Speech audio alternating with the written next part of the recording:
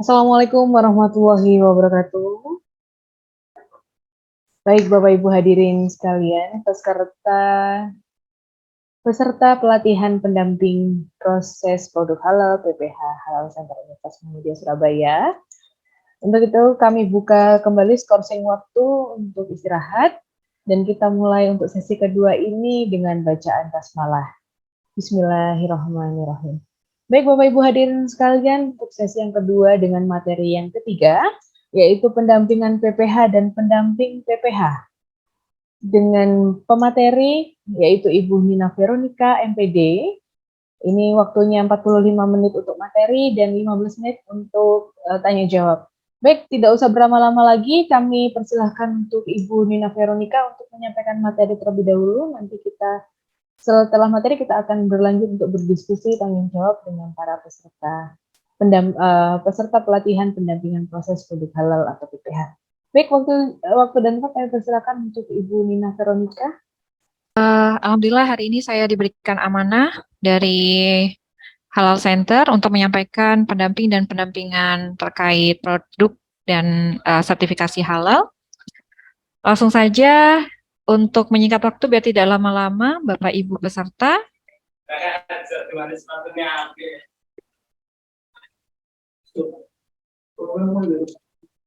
Apakah sudah bisa terlihat di layarnya Bapak Ibu?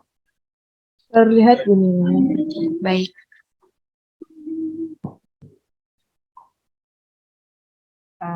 Baik.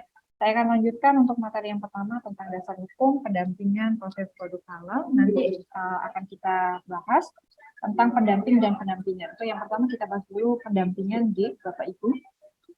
Untuk dasar hukumnya yang pertama ada Undang-Undang Nomor 33 Tahun 2014 tentang jaminan produk halal.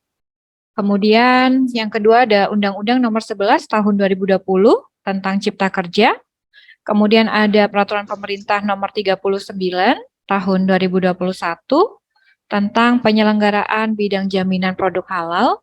Kemudian yang keempat ada PMA Nomor 20 Tahun 2021 tentang sertifikasi halal bagi pelaku usaha kecil dan juga mikro. Dan yang terakhir adalah rancangan Kepala BPJPH.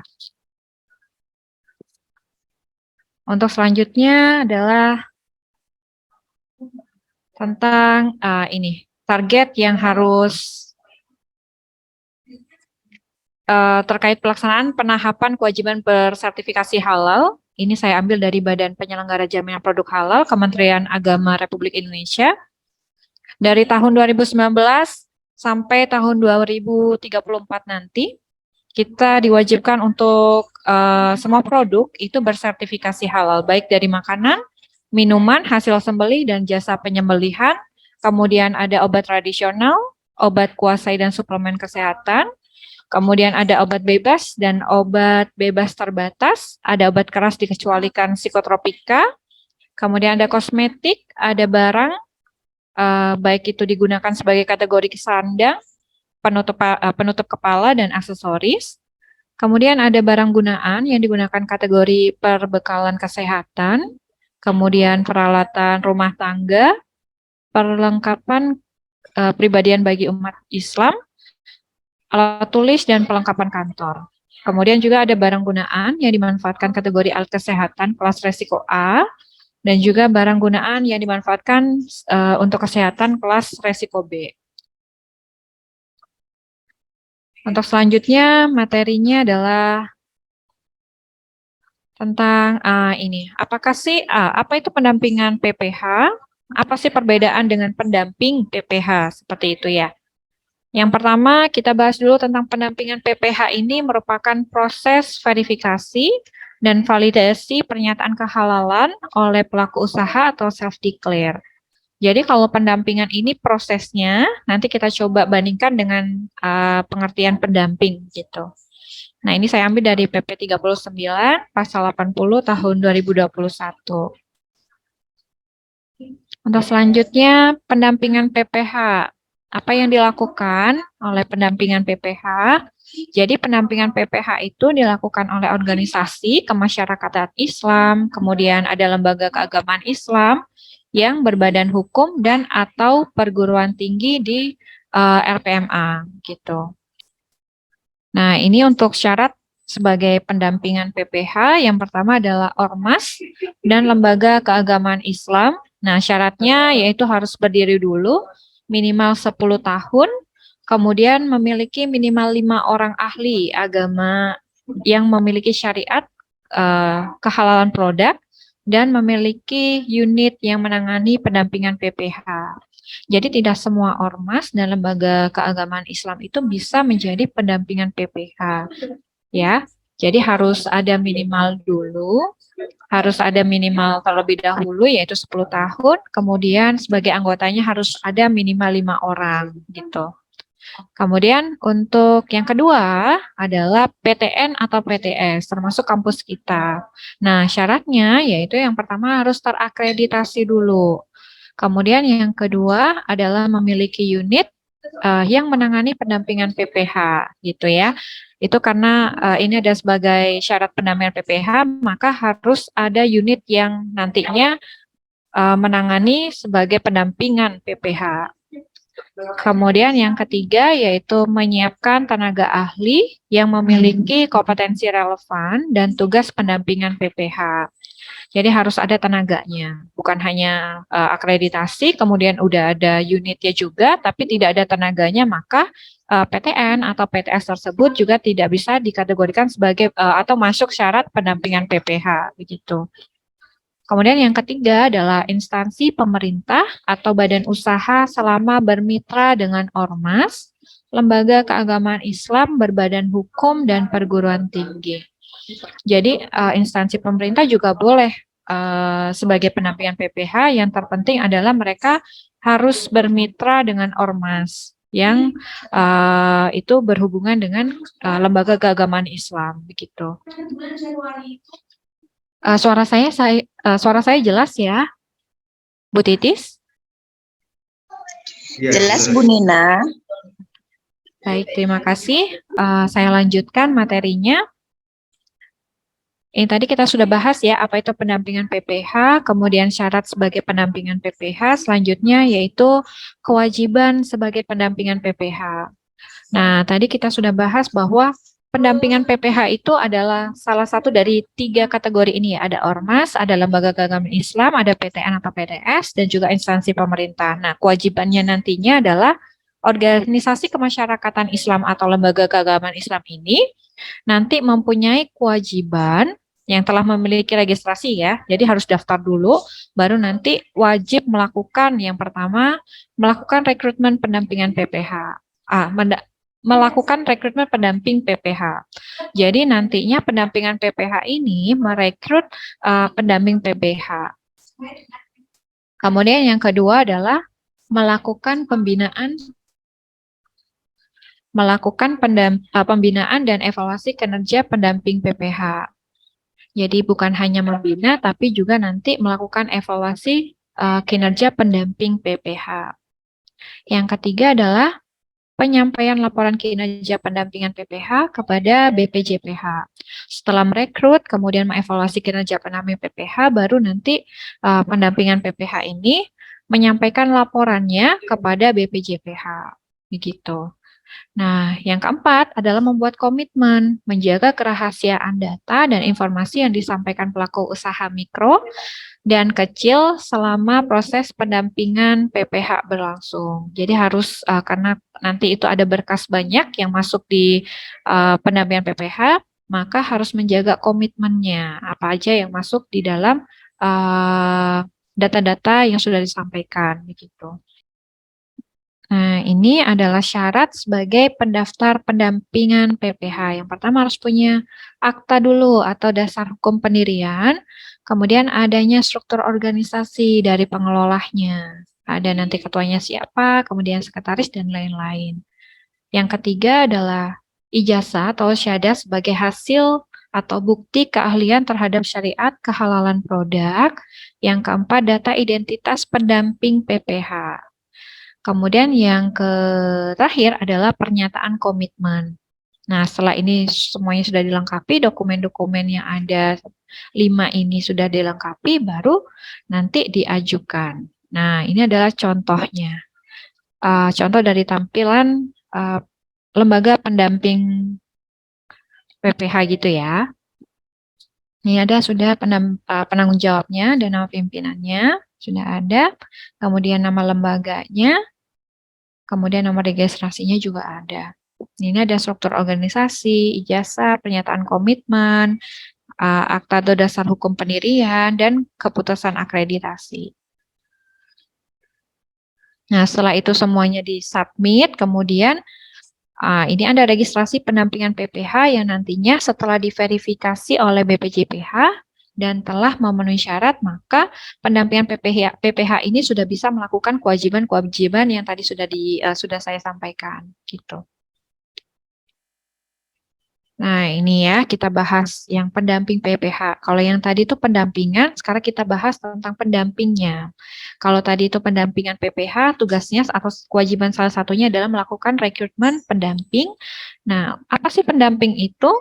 Kalau pendamping PPH itu adalah orang yang melakukan proses pendampingan PPH. Jadi nanti kalau pendampingan itu sebuah organisasinya ya atau unitnya, kemudian di dalamnya itu nanti ada pendampingnya. Ada pendamping PPH itu nanti melakukan proses pendampingan kepada UKM-UKM gitu ya. Dengan syarat yang pertama adalah dipastikan harus WNI, kemudian beragama Islam. Yang ketiga adalah memiliki wawasan luas dan memahami syariat mengenai kehalalan produk dan memiliki sertifikat pelatihan pendamping PPH. Nah, ini kalau semuanya nanti sudah mengikuti acara di Halal Center ini, insya Allah nanti bisa memiliki sertifikat pelatihan pendamping PPH. Kemudian yang terakhir adalah berpendidikan paling rendah lulusan SMA atau MA atau sederajat. Jadi bukan hanya misalkan sebagai pendamping PPH, misalkan minimal S1 tidak, tapi SMA pun juga sudah boleh, gitu ya. Nah, untuk syaratnya, persyaratan peserta pelatihan pendamping PPH, yang pertama harus melampirkan foto 3x4 dengan latar belakang warna merah, kemudian ada fotokopi KTP dan foto ijazah. Ini untuk syaratnya. Kemudian ada pelatihan pendamping PPH, nanti dilaksanakan oleh BPJPH, kemudian ada organisasi kemasyarakatan Islam yang tadi ya, kemudian ada juga instansi pemerintah atau badan usaha. Jadi pendampingan PPH ini bisa dilakukan oleh 3 organisasi atau 3 komponen ini. Kemudian kalau peserta itu telah lulus pelatihan pendamping PPH, kemudian diberikan sertifikat, nah maka pendamping tersebut sudah bisa mendampingi, gitu ya. Jadi ada beberapa tahapan untuk menjadi pendamping PPH. Kemudian ada pendataan dan registrasi pendamping PPH. Nah, tadi kan sudah dikategorikan sebagai lulus ya, sudah mendapatkan sertifikat, dan BPJPH sudah melakukan registrasi. Dalam hal tersebut, peserta yang lulus dari pendamping PPH yang sudah diselenggarakan oleh BPJPH atau di luar dari BPJPH itu disampaikan oleh organisasi kemasyarakatan Islam atau lembaga keagamaan Islam yang berbadan hukum dan atau perguruan tinggi, maka pendamping PPH sudah memiliki nomor registrasi pendamping, begitu ya. Jadi kalau sudah lulus baru nanti dapat sertifikat dan dapat nomor registrasi sebagai pendamping PPH. Nah, kalau sudah dapat nomor registrasi pendamping, bisa jadi ada yang namanya pencabutan nomor registrasi pendamping PPH. Nah, ini ada beberapa alasan yang bisa nanti nomor registrasinya itu dicabut. Yang pertama adalah tidak memenuhi persyaratan pendamping PPH. Jadi yang di awalnya itu misalkan melampirkan KTP sudah, kemudian foto juga sudah, ijazah sudah, mengikuti pelatihan juga sudah, tapi di pertengahan jalan dia itu mendadak tidak memenuhi persyaratan pendamping PPH, gitu. Yang kedua adalah melakukan pelanggaran tugas sebagai pendamping PPH. Yang ketiga, tidak melakukan pendampingan PPH selama 2 tahun berturut-turut. Nah, nanti sebagai pendamping PPH itu harus melakukan pendampingan PPH selama 2 tahun atau setiap tahun ya, setiap tahun itu harus ada meskipun hanya 1 UKM. Tapi paling tidak ini adalah salah satu sebagai bentuk pengabdian kita kepada masyarakat, maka paling tidak 1 bulan kita harus sudah bisa terjun ke masyarakat untuk membantu proses halal begitu. Yang keempat adalah mengundurkan diri. Jadi mungkin ada sesuatu atau beberapa hal yang bisa menyebabkan dia itu mengundurkan diri. Mungkin dari faktor keluarga dan lain-lain gitu ya. Kemudian yang kelima adalah meninggal dunia. Nah, saya berharap bahwa teman-teman semua yang sudah hadir atau Bapak Ibu yang sudah hadir semua ini bisa sehat selalu dan bisa melakukan dan membantu UKM yang ada di sekitar kita gitu. Nah, itu ya. Kalau sudah dapat nomor registrasi, baru kita melakukan komunikasi kepada UKM-UKM yang ada di sekitar kita. Yang pertama adalah membangun relasi penuh dengan kesopanan dan keramahan kepada pelaku usaha. Ini paling penting, jangan sampai nanti kita datang, kita mau mencoba membantu, tapi nada bicara, kemudian dari gestur kita itu malah tidak menampakkan kesopanan ataupun keramahan kepada pelaku usaha gitu. Apalagi yang meminta-minta uang, Bu, saya mau bantu Ibu, tapi Ibu harus bayar saya berapa gitu. Nah, itu tidak diperbolehkan gitu ya. Kemudian yang B adalah menyampaikan maksud dan tujuan pendampingan PPH dengan baik. Kita jelaskan dari ground-nya terlebih dahulu, kemudian kita jabarkan dengan bahasa yang lebih sederhana. Jadi nanti sebagai pelaku usaha itu bisa mengerti apa yang dimaksud oleh kita. Yaitu juga nyambung sebagai penyampaian informasi secara lengkap dan benar. Jadi tidak boleh yang kita tidak ada misalkan tadi ada dana dan lain-lain gitu ya. Nah, itu harus dijelaskan di awal juga. Kalau memang gratis ya kita sampaikan gratis. Kalau memang sudah berbayar ya kita sampaikan juga berbayar. Gitu. Kemudian mendorong serta memotivasi pelaku usaha dalam proses pendampingan PPH. Bukan hanya nanti kita memfasilitasi, tapi kita juga harus memotivasi pelaku usaha. Kenapa sih harus didaftarkan ke Halal Center dan lain-lain gitu. Kemudian menjalin komunikasi secara intens dalam proses pendampingan PPH. Jangan sampai nanti sudah datang ke rumahnya, orangnya udah mau, kita bantu, kemudian beliaunya ini WA kita, menelpon kita, tapi kita tidak mau angkat gitu ya. Jadi tetap harus menjalin komunikasi. Kalau kita sudah datang, berarti ada proses yang harus kita selesaikan sampai akhir gitu. Kemudian ada membantu dan membimbing pelaku usaha dalam melengkapi dokumen persyaratan pernyataan pelaku usaha. Karena nanti ada beberapa dokumen yang perlu dilengkapi oleh pelaku usaha, maka paling tidak kita arahkan apa saja yang nanti dibutuhkan oleh pelaku usaha gitu. Kemudian berkomunikasi yang sifatnya solutif untuk membantu menyelesaikan permasalahan. Bukan, oh Bu, tidak boleh yang seperti ini. Tapi kita harus memberikan solusi. Kenapa kok tidak boleh? Harusnya yang bagaimana? Gitu. Tadi kan sudah dijelaskan terkait bahan-bahan yang kritis dan non-kritis begitu ya. Jadi nanti misalkan pelaku usaha tersebut ada salah satu bahan yang yang bisa menyebabkan sertifikasi halal itu nanti ditolak, maka kita berikan solusinya seperti apa. Nah, untuk ketentuan pelaku usaha, baik yang mikro dan kecil, itu menurut PP 39 tahun 2021 tentang penyelenggaraan bidang JPH, pasal 79 ada 3. Yang pertama adalah sertifikasi halal bagi pelaku usaha mikro dan kecil didasarkan atas pernyataan pelaku usaha mikro dan kecil. Gitu. Yang kedua adalah pelaku usaha mikro dan kecil yang merupakan usaha produktif yang memiliki kekayaan bersih atau memiliki hasil penjualan tahunan sesuai dengan ketentuan peraturan perundang-undangan. Yang ketiga, pernyataan pelaku usaha mikro dan kecil dilakukan berdasarkan standar halal yang ditetapkan oleh BPJPH. Itu ya, ada ketentuannya.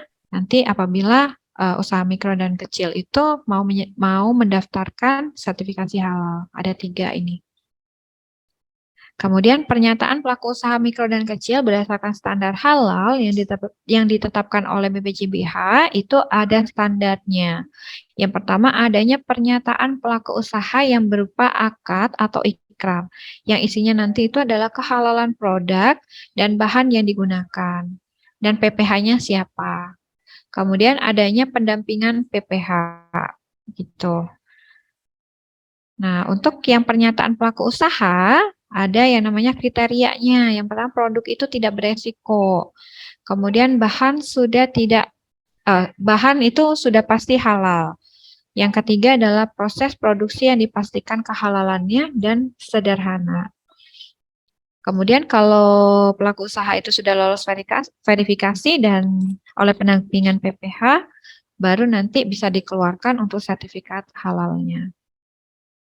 Nah, untuk syarat sebagai pelaku usaha yang bisa difasilitasi adalah belum pernah mendapatkan fasilitas sertifikat halal dan tidak atau sedang akan menerima fasilitas sertifikasi halal dari pihak lain.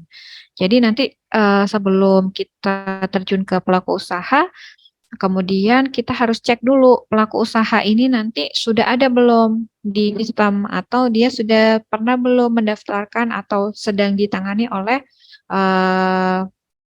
BPJPH atau yang lain gitu. Kemudian yang kedua adalah memiliki aspek legal atau NIB. Nanti apabila produk atau pelaku usaha ini belum punya NIB, nanti bisa dibantu. Nah, cara-caranya akan ada materi selanjutnya gitu. Yang ketiga adalah memiliki modal usaha atau aset di bawah 2 miliar rupiah yang dibuktikan dengan data yang tercantum pada NIB. Yang keempat adalah melakukan usaha dan produksi secara kontinu minimal 3 tahun. Bukan hanya misalkan hari ini produksi, kemudian masih belum tahu nih, dia masih uji ombak ibaratnya. Kira-kira ini bisa laku nggak gitu. Nah, itu tidak masuk ke persyaratan umum karena belum melakukan usaha dan produksi secara kontinu minimal 3 tahun gitu. Untuk syarat khususnya harus memiliki fasilitas produksi atau outlet paling banyak satu. Jadi misalkan dia itu belum punya cabang, baru satu, misalkan dia punya outlet es jus gitu ya, baru satu. Nah itu boleh, itu sudah masuk ke persyaratan pelaku usaha. Kemudian bersedia memberikan foto terbaru saat proses produksi, gitu dari awal, dari dia mencuci buahnya, kemudian memotong dan lain-lain, itu harus ditampilkan semuanya. Nah, ini adalah contoh format dari akad atau ikrar pernyataan pelaku usaha. Nanti ada nama perusahaan, kemudian ada pernyataannya yang nantinya akan ditandatangan di bawahnya, gitu. Kemudian ini ada rekomendasi hasil verifikasi dan validasi pendampingan PPH. Pendamping PPH, ada nama, ada instansi pendampingnya. Kalau kita kan Universitas Muhammadiyah Surabaya, nanti silakan aja. Kemudian nomor registrasi pendamping PPH ya. Karena tadi kalau misalkan Halal Center ini adalah pendampingan PPH, maka teman-teman semuanya ini adalah pendamping PPH-nya. Nah, ini alur yang pendampingan PPH, nanti ada pelaku usaha, kemudian ada pendamping, kemudian ada PU dan pendidikannya, kemudian ada BBCBH, ada MUI dan BBCPH-nya.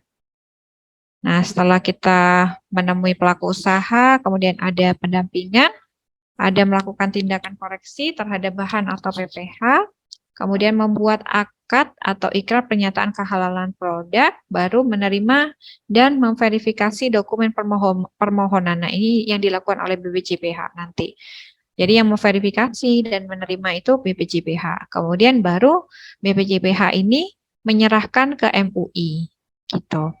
Nah, kemudian MUI itu bertugas nanti sidang fatwa. Jadi kalau nanti di sistem itu masih ada tulisan sidang fatwa, berarti itu masih di tahapan MUI sini. Kemudian setelah itu baru penetapan halal dan BPJPH menerbitkan sertifikat halalnya. Nah, baik, terima kasih. Itu yang bisa saya sampaikan. Kurang lebihnya mohon maaf. Assalamualaikum warahmatullahi wabarakatuh. Saya kembalikan ke Bu Titis. Terima kasih Bu Nina. Kami buka untuk sesi tanya jawab nih, Bu Nina.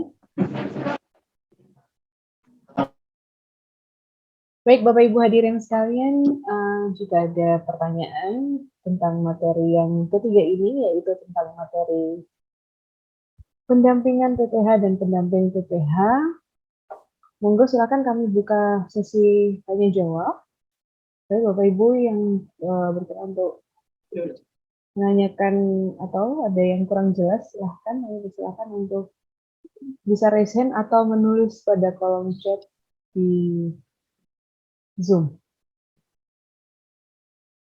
Bagaimana Bapak Ibu hadirin sekalian? Apa ada yang kurang jelas atau yang ditanyakan? Sepertinya Bapak Ibu sudah Sudah jelas semua kayaknya Bu Dina. Oh, ini ada yang tanya Pak Bu di kolom chat. Ada Pak Ardian Wibisono. Proses pendampingan dari awal berkas masuk tanpa kendala biasanya memakan waktu berapa lama sampai dengan ACC? Monggo Bu Nina bisa dijawab terlebih dahulu. Baik, untuk proses pendampingan sampai nanti terbit sertifikat itu biasanya tidak lebih dari 1 bulan, itu cepat. Nah, kadang-kadang ada yang namanya evaluasi itu ya. Ada yang kurang dalam melampirkan produknya atau fotonya dan lain-lain, sehingga nanti itu yang memakan waktu lama. Lalu ada dari, ya terima kasih Bu Nina. Ada lagi Bu, dari Putri Nur Sabrina. Izin bertanya, tadi di PowerPoint terdapat pernyataan bahwa pelaku usaha tidak, belum, atau akan menerima proses sertifikat halal dari pihak lain. Kurang lebih demikian kata-katanya. Maksud bagaimana? Oke, untuk maksudnya boleh dibantu jelaskan. Baik. Monggo Bu. Tadi sudah disampaikan bahwa syaratnya itu adalah pelaku usaha tidak boleh atau belum atau akan menerima proses sertifikat halal dari pihak lain. Kalau kita itu kan di Muhammadiyah Surabaya, kemudian ada nih universitas lain, misalkan yang punya hasil juga atau halal center juga. Nah, kemudian si pelaku usaha A itu sudah menerima dari universitas lain, maka kita tidak boleh yang namanya membantu pelaku usaha A ini, karena dia sudah masuk di sedang jalan di dengan universitas lain. Jadi maka harus dipastikan terlebih dahulu apakah apakah pelaku usaha itu sedang atau sudah mendapatkan pendamping dari universitas lain. Jadi biar tidak double ya Bu Nina, tidak ada tumpang tindih dari pelaksanaan atau terbitnya nanti sertifikat halal begitu. Betul. Baik Bapak Ibu hadirin, ada lagi yang ditanyakan? Ada yang mau didiskusikan, monggo bisa ngobrol juga lewat tetap daring ya Bu. Eko, monggo Pak Eko. Ya Bu, izin bertanya. Iya, monggo silakan. Sertifikasi halal itu ada masa berlakunya apa enggak nih? Atau sama kayak SIM atau STNK itu, ada perbaruan atau perpanjangan begitu? Oke, terima kasih. Terima kasih Pak Eko, monggo Bu. Untuk sertifikat halal itu mungkin Pak Andri bisa membantu menjawab, Pak Andri. Suaranya kurang kedengaran Bu Nina. Bisa jadi begini, diulang? Ya saya ulang ya Pak Andre. Jika pengurusan sertifikat halal, apakah ada masa berlakunya seperti contohnya SIM? Kalau SIM kan harus diperbaharui per 5 tahun atau 4 tahun. Nah itu kalau sertifikat halal apakah ada perpanjangan atau seumur hidup gitu Pak Andre kalau sertifikat halal? Monggo dijelaskan terlebih dahulu. Ya, jadi saya membantu buat menjawab. Mohon maaf, wajah saya kelihatannya kalau seumpama dibuka di layar Zoom saya ya. Jadi untuk sertifikat halal sendiri itu ada masa berlakunya 5 tahun, Pak Eko. Nah, jadi 5 tahun masa berlaku sertifikat halal itu sudah harus diperpanjang lagi. Nah, jadi kalau seumpama seumur hidup nggak bisa. Nah, dalam proses perpanjangan itu sendiri, nanti akan juga dilakukan proses pendampingan lagi oleh para pendamping proses halal, begitu. Nah, jadi eh, jadi kebanyakan yang muncul, permasalahan yang muncul, saya menambahkan tadi yang pertanyaan kedua ya Bu Nina, saya nambahkan juga, tadi biasanya banyak permasalahan yang muncul itu ketika kita sudah mencoba untuk mendampingi atau pelaku usaha itu biasanya tanya ke apa ya, ke pendampingnya, kok prosesnya masih lama. Nah, prosesnya kok masih lama dan tidak segera selesai. Nah, dari situ, dari pertanyaan itu biasanya mencari pendamping lain di lembaga lain untuk membantu proses mereka. Nah, itu yang tidak diperbolehkan. Nah, adanya indikasi untuk double itu biasanya muncul dari pelaku usaha sendiri. Nah, jadi contoh, pelaku usaha A sebelumnya udah didampingi oleh Bu Nina. Nah, tapi karena emang antriannya itu panjang banget di BPJPH, nah tiba-tiba si pelaku usaha ini mendatangi atau mungkin didatangi oleh lembaga lain. Nah, habis itu prosesnya akan diambil alih. Nah, untuk menghindari hal-hal yang seperti itu, nah makanya dalam materi tadi sudah disampaikan bahwa tidak atau belum atau akan segera diurus. Nah, itu tidak boleh diikutkan dalam sertifikasi halal yang melalui pendamping kita gitu. Itu udah ada regulasi yang dikeluarkan oleh BPJPH gitu. Jadi untuk pertanyaan dari Pak Eko tadi jawabannya adalah 5 tahun dan saya menambahkan untuk pertanyaan dari Mbak Putri gitu. Begitu sekiranya Pak Eko, Mbak Putri, dan tadi yang pertama Pak siapa ya? Tadi. Tadi yang pertama itu Pak Ardian Wibisono. Oh ya, Pak Ardian. Oke, Ya. monggo apabila ada yang perlu didiskusikan lagi. Baik, ini ada pertanyaan lagi Pak Andre dan Bu Nina. Yang tadi yang dari Mbak Putri tadi ada baik, terima kasih penjelasannya. Izin tanya kembali. Tetapi jika sebelum pelaku usaha sudah pernah mengajukan sendiri, apakah kita boleh membantu G? Misalkan pelaku usaha hendak menambahkan produk lagi begitu. Pertanyaannya dari Mbak Putri. Baik. Tadi kan ini sudah selesai ya, berarti misalkan dalam toko itu ada beberapa produk. Yang pertama sudah diajukan dan sudah ACC. Kemudian produk yang dua ini sedang mau diajukan. Boleh nggak kalau misalkan pendampingnya itu berbeda? Sangat boleh. Jadi karena yang satunya adalah produknya A, kemudian yang kedua adalah produknya B. Yang berikutnya adalah produk B gitu misalkan. Itu boleh dilakukan. Karena yang produk B ini kan belum didaftarkan dan tidak sedang didaftarkan. Gitu. Kecuali kalau misalkan dia sudah mendapatkan pendampingan pendamping dari si B, kemudian baru datang ke kita. Nah itu tidak boleh, gitu ya. Karena tadi yang sudah disampaikan oleh Pak Andre juga, nanti akhirnya double. Jadi harus ada yang namanya transparansi ya, Pak Andre ya, antara pelaku usaha dan juga kita. Iya, iya benar Bu Dina. Oleh karena itu nanti di hari kedua kita akan ada materi mengenai pengenalan UMKM. Nah, pengenalan mengenai pelaku usaha dan juga digitalisasi. Harapannya apa? Supaya para calon, ya kita bilangnya ini adalah calon pendamping proses produk halal ya, calon pendamping PPH ini siap untuk terjun ke lapangan dan mendampingi pelaku usaha yang variannya itu macam-macam. Nah, terkadang ya banyak spesial case seperti yang disampaikan Bu Nina tadi. Nah, kalau ada satu produk sudah disertifikasi oleh LPH lain gitu, terus habis itu pelaku usahanya untuk produk lainnya meminta tolong kita buat disertifikasikan, boleh nggak apa-apa.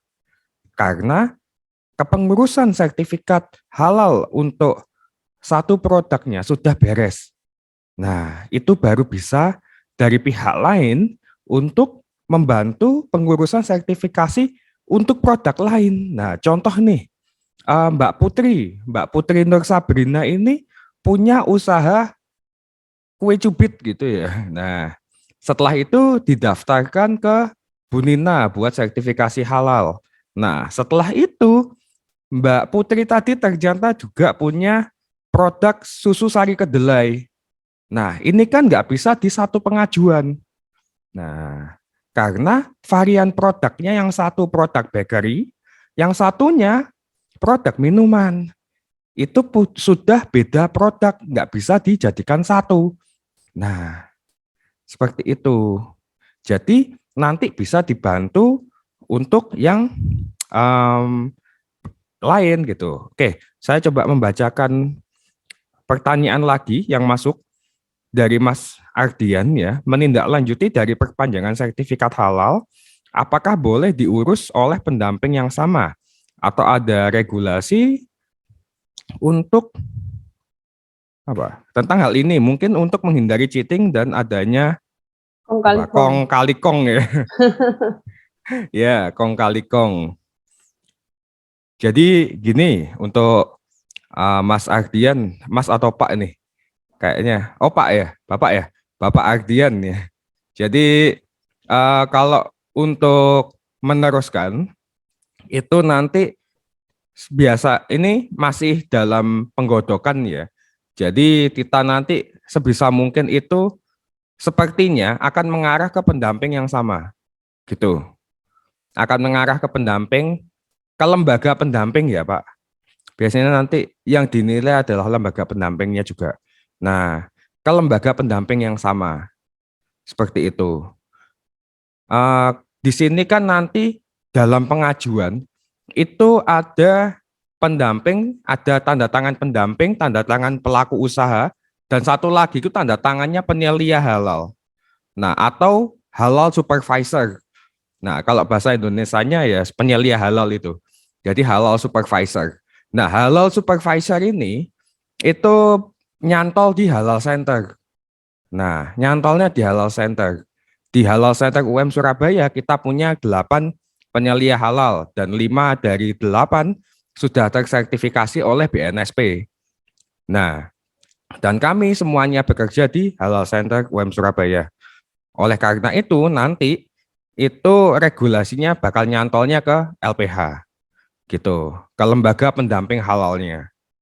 Nggih, begitu sekiranya.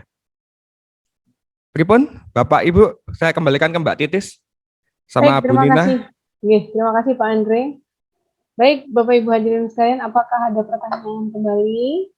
Kalau tidak ada, kami lanjutkan untuk pemateri yang selanjutnya. Ternyata pemateri selanjutnya sudah bergabung. Ibu Siti Mardiah, ya kan, sudah bergabung di sini di tengah-tengah. Ya, Assalamualaikum Mbak Titis, Pak Andre, Bu Nina. Waalaikumsalam warahmatullahi wabarakatuh. Waalaikumsalam Bu Mardiah. Baik, Bapak Ibu hadirin sekalian, kita sudahi terlebih dahulu untuk materi yang ketiga, nggih. Kita lanjut lagi ke materi yang ke-6, tapi jadi materi ke-4 gitu. Baik, terima kasih banyak Bu Nina sudah disempatkan waktunya, nggih. Nggih. Ya, Bapak. Terima kasih Terima kasih. untuk Bu Nina Veronica. Nggih, terima kasih Bu Nina Veronica.